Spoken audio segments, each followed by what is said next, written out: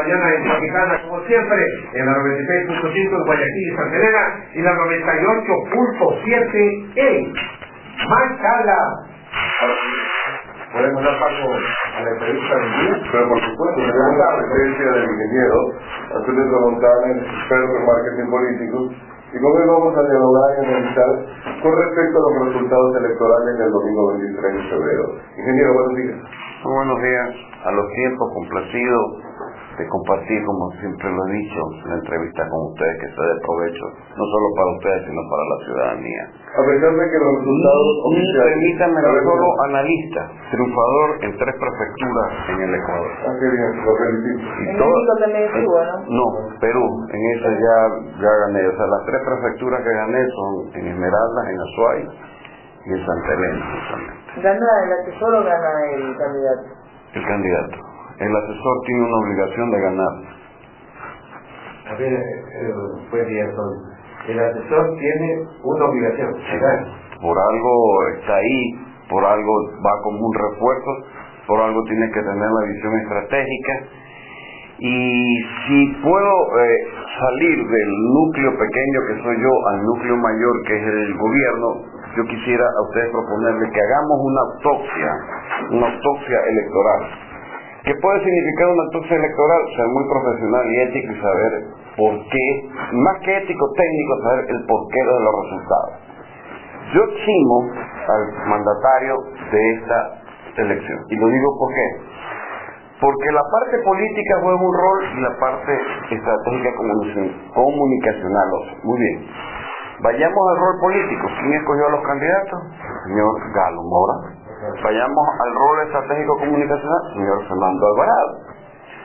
El día domingo, como ustedes ya me explicaron que no fui invitado a la cadena del voto 2014, les puedo decir el día domingo en RTU y en I99 a las 8 de la noche dije enfáticamente con los fundamentos que vamos a tener que tanto el señor Galo Mora como el señor Fernando Alvarado deben presentarle la renuncia al mandatario. No es que hay que crisis de gabinete, aquí hay que ser verdugo de los resultados. En esa operación, si nos ponemos a ver el escogitamiento de los candidatos, ya el señor Ramiro González ha dicho lo que ha pasado, no tengo nada que decir. En la parte estratégica operacional, la pregunta es, ¿por qué falló? Esa es la más interesante de todas. Vayamos a la disección de la parte estratégica comunicacional. Cuando uno hace investigación de mercado y comienza a leer las cifras, uno encontraba que los componentes del voto, que es lo que más investigué, tiene 3 elementos que lo conforman. Usted vota por la persona, usted vota por la organización política y usted vota por las obras, si es reelecto, o por las propuestas futuras. Muy bien. Alianza País en lo que hoy es el Ecuador, medido no solamente en Esmeraldas, no solamente en Azuay, no solamente en Santa Elena, sino en Manabí, en El Oro, en Babahoyo, en Los Ríos, tenía un componente esencialmente de obras, es decir, hacía más obras que la misma administración municipal y que la misma prefectura medido fuera del ámbito cantonal de la capital. En ese orden de cosas venía el otro elemento, que también hay que ponerlo. Muy bien, vamos. ¿Qué tiene Alianza País en esas mediciones del país sobre la base del 65% del electorado que lo medí? Que el piso de Alianza País para comenzar cualquier campaña estaba en el orden del 25%. Y el techo, como en el caso de Manabí, llegaba a 40%. Escúchense bien, 40%. Caso específico Puerto Unido, que estaba mapeado. Entonces cuando usted ve esto dice, o sea, el viento sopla, nada más hay que saber poner la vela, pues, ¿verdad? Ok, y luego venía, dentro de ese orden de cosas, justamente, ¿qué era la propuesta y ante quién se enfrentaba? Muy bien. Vayamos a los resultados. Yo puedo hablarles a ustedes que Azuay me siento satisfecho de mi labor, que comenzó en julio y terminó justamente en el 8 de diciembre, cuando la intención de voto dentro de mis objetivos era el 56%. Obtuvo el 48%, ¿no? Y por supuesto, se arrastró en esta ocasión al señor Marcelo Cabrera. Y quiero resaltarles algo, dentro de las vivencias. Si bien es un mérito lo de Mauricio Rodas, ustedes, aparte de ese mérito, consideren la hazaña de Marcelo Cabrera. Marcelo Cabrera comenzó con el 40% en contra de intención de voto. A noviembre, Medición por Sedatos y por quienes habla tenía el 30% de votos en contra. Tenía dificultades de financiamiento, tenía dificultades de mucho orden de cosas. Hasta el punto que quienes habla veía con mucha dificultad, no tuve que nada que ver en esa campaña, el hecho de poder vencer a Paul Grant. Y sucedió que no venció. Eso les indica que en una fuerza de una medición tan grande, de esa naturaleza, hay elementos que si uno se descuida, pueden llegar justamente a dar un resultado como este. El otro registro que tengo, Esmeralda. 14 de enero ustedes pueden entrar a la página de la Presidencia de la República y examinar la agenda presidencial. El 14 de enero el presidente de la República fue a Esmeralda y a Quindé. ¿Qué inauguró? Un aeropuerto, créanme que es un señor aeropuerto que tiene Esmeralda. Un puerto pesquero que estaba abandonado. Inauguró calles, o sea, asfaltado de calles, inauguró escuelas del milenio, lo mismo que hizo en Quindé. Esmeralda tiene una particularidad que quiero exponérsela a usted. Esmeralda, dentro de las competencias municipales, la competencia municipal de agua potable y alcantarillado no es municipal, sino es gubernamental. Y como se había hecho obras de alcantarillado y de agua potable, las calles estaban destruidas. Pero hubo carga a montón a Ernesto Estupiñán y la tendencia del voto de él era bajísima. Bajísima, o sea, no podía remontarse. Porque esa intención de voto, más lo negativo era en el orden del 70%. Entonces sabía lo que iba a pasar en Esmeralda, pero ¿qué sucedió? Que es lo que me interesa que se conozca la ciudadanía. Él entra el 14 de enero, Lucía Sosa el 14 de enero tenía una ventaja, se me ajustaron. Entro a medir el 18 y doy los resultados del 23. No solo que me empató con Iván Hurtado, me superó en la intención de voto. Les estoy diciendo la verdad, lo que no se conoce. Cuando ustedes ven que en un orden político electoral, teniendo ventaja, no solo que se lo empatan, sino que se lo superan, quiere decir que el cambio de su estrategia tiene que hacerlo violentamente. A mí, para eso yo creo que fue la esencia misma del triunfo que hoy está teniendo en el conteo Lucía Sosa. Gracias a esa presencia. Y por último, Santa Elena es un caso excepcional en cuanto a la intención de voto registrada de todas las prefecturas. Ahí no se movió ni un dedo, ahí no se hizo mayor cosa, pero se gana no solo Santa Elena, sino que también la alcaldía de Salinas, que si usted se pone a recoger, le indica que sin la presencia del presidente de la República endosando y visitando Santa Elena, esa votación es prácticamente cautiva del señor prefecto actual que ha sido reelegido. Yo quería hacer, y con la debida disculpa que lo interrumpí, esta breve introducción porque las cosas se tienen que ver con hechos, mas no superficialmente, es lo vivido. Y ahí, Manta, por ahí no se sabe qué mismo pasa, pero en Manta me sucedió algo, con esto lo del paso, si usted me permite. Aquí hay un documento que solo me voy a referir. Por dar en oro verde cifras certeras de la intención de voto, en la ciudad de Manta me abrieron una indagación. Aquí está.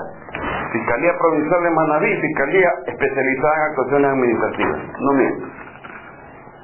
Entonces dice, bueno, si el trabajo de uno es profesional, dice lo que es la realidad de la intención de voto, ¿por qué sucede esto? Pero sucedió, o sea, cosa que también hay que aumentarle una raya al tigre, pero el expediente consta en la ciudad de Puerto Viejo, que les he citado, y ustedes saben que en una indagación no se puede dar mayores detalles, pero ahí está. Es lo que les puedo yo contar de todo lo que les he dicho. Vamos a hacer una autopsia, sin una autopsia. ¿Cómo resumo esto de aquí? Lo voy a decir enfáticamente y tal vez con mucha crudeza. Y ya lo he dicho, es una tesis por mí planteada de mi autoría, que se pasó del empacho del poder a la gula del poder. Y la consecuencia, ¿quién tenía que pagarla? El mandatario, quien absorbió todo el impacto. Y a mí me gusta resaltar las cosas. Cuando se presenta con Augusto Barrera y, si no me equivoco, el señor Baroja, ¿verdad? ¿Sabe qué? No lo debió haber hecho. Fue una falla de comunicación. ¿Por qué creen ustedes que se presenta de noche y ya no están ellos, sino que están los ganadores junto con Lenín Moreno. Porque hasta en esos detalles hay que cuidar las cosas ante la opinión pública. O sea, otros me dirán, bueno, no nos dimos cuenta. Es correcto que no se den cuenta, pero los que sabemos lo que es la consultoría política y el marketing político tenemos que cuidar hasta el último lo que se llama la imagen y posicionamiento. No sé si con esto habremos abierto el calor a las preguntas y a todas las inquietudes, pero... Quedan 5 minutos nada más, porque vamos a un enlace, pero ya hablamos un poco de los resultados de Alianza País, pero hablemos algo de lo que se ve como positivo y lo que hoy se llama la segunda fuerza política, que es Avanza. ¿Cuál es el análisis que hace de Avanza según su experiencia? A ver, Avanza ya venía logrando avances, cabe la expresión, de la elección de asambleísta. En Manaví, el señor Gozoso es un líder nato y neto en esa situación. Y los golpes que ha dado Avanza están registrados por la misma posición de Ramiro González. El atractivo de las elecciones, lo dije no en este medio, sino que en otros me expresé. El atractivo de estas elecciones era no perder en Quito, no perder en Azuay, no perder en Esmeralda, no perder en Mazo, no perder en Babahoyo. Ese era el atractivo. Y ese fue el enfoque general de toda la prensa. Y por supuesto, ver lo que pasaba en el oro, netamente. Y ha pasado lo que ha pasado. Y yo recojo esto porque las inquietudes van a salir y no es cuestión de hablar superficialmente, es cuestión de, como le digo, una autopsia. Y el registro de Guayaquil, que si bien es cierto es ganador, no es menos cierto lo que voy a decir. En el año 2009 asesoré al alcalde y se obtuvo 752.000 votos, ganando con el 65% de los votos válidos. Hoy estoy esperando el final de los resultados para saber si en el 2013, que se incrementó el padrón un 13%, o sea 220.000, se supera la cifra de 752.000 votos, porque evidentemente yo no estuve en la campaña del 2013 de asambleísta y peor en la del 2014, con lo cual dejaría marcado en el escenario, en el tablero, un hito, ¿verdad?, de cuál es mi rol o participación como consultor, que tal vez la ciudadanía la califique de buena, mala, excelente, pésima, pero es lo que no podemos hacer en el transcurso de la vida y someternos a la opinión pública. Y les aconsejo algo. En YouTube, ustedes colocan en el buscador Entre Puntas Unidos, o sea, la palabra Entre Puntas Unidos, y van a ver toda una serie o gama de entrevistas y de situaciones que he definido durante el transcurso de mi trayectoria política. Y les digo, esta elección, por favor, es pasajera. Leamos la Constitución, artículo 251-256. Esa es la brava, la elección de gobernadores en las regiones autónomas descentralizadas. Y es más, cuando se aprobó la Constitución del 2008 y la disposición transitoria primera, numeral 9, que fija que hasta en el plazo de 8 años deben estar elegidos los gobernadores. Entonces, pregunto yo, ¿esta es la verdadera elección? Les hago esta reflexión. Si eso es un mandato popular ratificado en urnas, lo que hoy podemos ver como un revés para el gobierno, el 2015-16 cantarán otros la victoria, ¿verdad? Y serán otros los cantos de sirena que tendremos que someternos. Se los digo porque creo que ustedes que tienen una vanguardia en opinión pública deberían revisar esa parte porque es interesante. Esto no termina. En materia comunicacional, ¿cuál es el discurso triunfador? Aparece esta invocatoria permanente para la democracia, el progreso y la libertad, apuntando muchos discursos vencedores en estas elecciones. Yo me pregunto, ¿estamos viviendo en un estado que coarta progreso, que coarta democracia, que coarta libertad para que hayan tenido tanta penetración? Le agradezco esa pregunta. Yo siempre he repetido esto. La libertad, yo creo que los ecuatorianos tenemos una libertad que la gozamos simpáticamente a nuestra medida. Pero no hemos sido educados en saber qué es la libertad como el pueblo norteamericano. A eso voy. Este es un gobierno que su comunicación ha sido simbólica, muy simbólica. Todo es simbolismo, la patria, crece, todo lo que ustedes quieran, perfecto, no lo estamos criticando, sino que lo estamos poniendo como una referencia, pero ¿de qué libertad le podemos hablar Cuando los norteamericanos, cuando hablan de libertad, ponen la estatua. Cuando los norteamericanos, cuando hablan de la libertad, relacionan con los superhéroes que no solamente luchan por la libertad, sino por la justicia. Entonces, yo particularmente no considero que la palabra libertad juegue un rol importante. Sí, la palabra esperanza, futuro, progreso, que usted siempre la busca, es innato en el ser humano. Y usted se matrimonia con ella. Es conductual. Pero democracia, el hecho de poder opinar, de poder elegir, de poder tener leyes o de hacer algo muy importante. Porque ciudadano no es simplemente el gozar de una revolución, sino, en mi modo de ver, ciudadano es el derecho a tener derechos. Entonces democracia no la veo calar con mucha fuerza. O sea, para ser nuevo, ¿verdad? Es lo mismo que usted diga, el arroz con menestra, carne asada y patacón. ¿Qué le agrego para que sea mejor que el resto?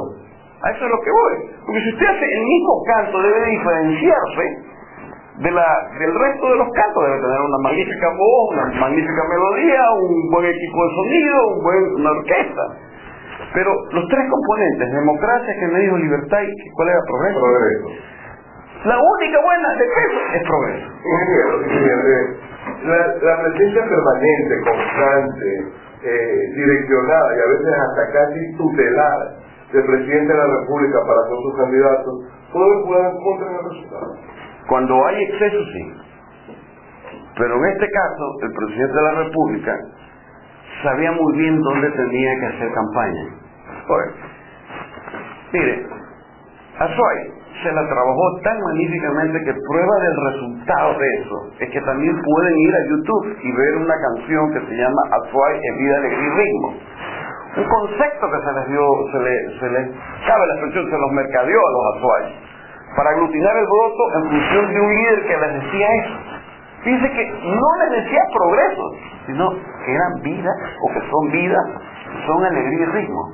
Y sabe que eso en noviembre lo pusimos al aire y dio el resultado de arrastre de consolidar la fuerza electoral, porque sabíamos que el mandatario tenía que endosar votos y recibíamos garrotazos, porque el señor Paul Carrasco no es, yo creo que no es comensal de palacio, y peor, podríamos decir que es como ese producto agridulce, tal vez amargo, dentro de la parte política. Entonces, si puedo concluir y aportar con ustedes y en la audiencia, las cosas muchas veces se tienen que ver con